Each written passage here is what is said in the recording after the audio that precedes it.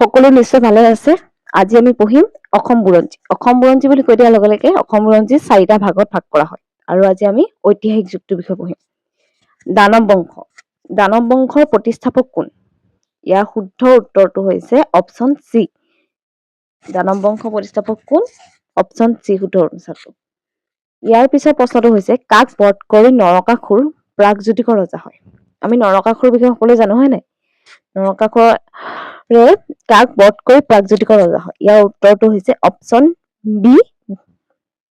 Option B. আৰু ইয়াৰ পিছৰ প্ৰশ্নটোলৈ আমি চাওঁ। ইয়াৰ পিছত আমি দুটা কথা মনত ৰাখিব লাগিব। কুৰুক্ষেত্ৰ যুদ্ধত অসমৰ দুজনে অংশগ্ৰহণ কৰিছে। এজনৰ নাম হৈছে ভগদত্ত আৰু আনজনৰ নাম হৈছে ঘটোৎকচ। ঘটোৎকচে পাণ্ডৱৰ পক্ষত যুদ্ধ কৰিছিলে আৰু ভগদত্তই কৌৰৱৰ পক্ষত আছিল। অকে, এতিয়া আমি পঢ়িম বৰ্মন বংশ। বৰ্মন বংশৰ পৰাই অসমৰ ৰাজনৈতিক বুৰঞ্জী আৰম্ভ হৈছে বুলি ক'ব পৰা যায়। অকে, বৰ্মন বংশৰ প্ৰতিষ্ঠাপক কোন? ইয়াৰ শুদ্ধ উত্তৰটো হৈছে পুষ্য বৰ্মন। মনত থাকিব।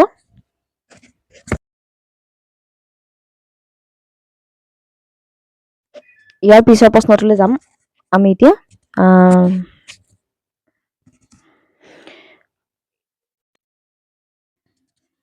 অশ্বমেধ যজ্ঞ সমাপন কৰা প্ৰথমজন ৰজাৰ নাম কি আছিল? ইয়াৰ শুদ্ধ উত্তৰটো হৈছে অপচন বি মহেন্দ্ৰ বৰ্মন। অশ্বমেধ যজ্ঞ বহুত কেইজন ৰজাই কৰিছে, তাৰ ভিতৰত প্ৰথমজন কৰিছিলে মহেন্দ্ৰ বৰ্মন। ইয়াৰ পিছৰ প্ৰশ্নটো হৈছে বৰ্মন বংশৰ শ্ৰেষ্ঠ ৰজাজন কোন আছিল?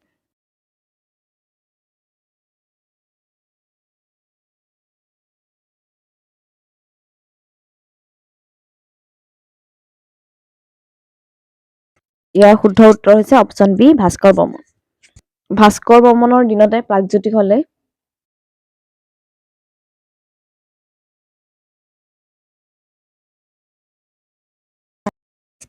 হিউৱেন-চাং কাৰ শাসনত অসমলৈ আহিছিল? ইয়াৰ শুদ্ধ উত্তৰটো হৈছে অপচন বি ভাস্কৰ বৰ্মনৰ দিনত তেওঁ ভাৰতলৈ আহিছিল। তেওঁ এজন চীনা পৰ্যটক। কামৰূপৰ কথা উল্লেখ থকা হিউৱেন-চাঙৰ কিতাপখনৰ নাম কি আছিল?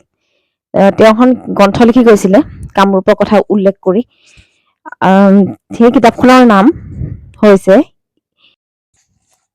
চি.ইউ.কি।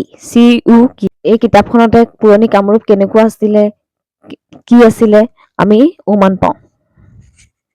ইয়াৰ পিছৰ প্ৰশ্নটো হৈছে পাল বংশ। পাল বংশৰ প্ৰতিষ্ঠাপক কোন? এইখিনিতে এটা কথা কৈ দিছো, ভাস্কৰ বৰ্মনে আছিলে বৰ্মন শেষৰ ৰজা। ইয়াৰ পিছত আহিলে পাল বংশ। পাল বংশৰ প্ৰতিষ্ঠাপক কোন? ইয়াৰ শুদ্ধ উত্তৰটো হৈছে অপচন চি বৰ্মপাল। পাল বংশৰ শ্ৰেষ্ঠ ৰজা কোন আছিল? ইয়াৰ শুদ্ধ উত্তৰটো হৈছে ধৰ্মপাল।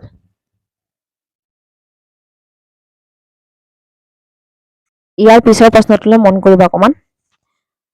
বৰ্মন ৰাজবংশৰ তৃতীয় ৰজা বলবৰ্মা সমুদ্ৰ বৰ্মাৰ পুত্ৰ আছিল। তৃতীয় ৰজাজন বলবৰ্মা সমুদ্ৰ বৰ্মনৰ পুত্ৰেক আছিল দেই।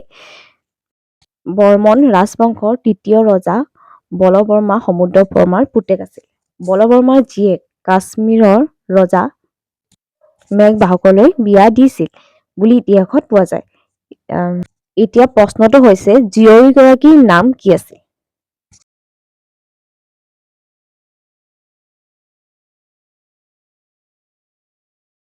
ইয়াৰ শুদ্ধ উত্তৰ হৈছে অমৃতপ্ৰভা। এইখিনি হৈছে অসমৰ ঐতিহাসিক যুগৰ ইতিহাস। আৰু ইয়াৰ পিছৰ ভিডিঅ'ৰ পৰা আমি আহোম বুৰঞ্জীৰ বিষয়ে পঢ়িম।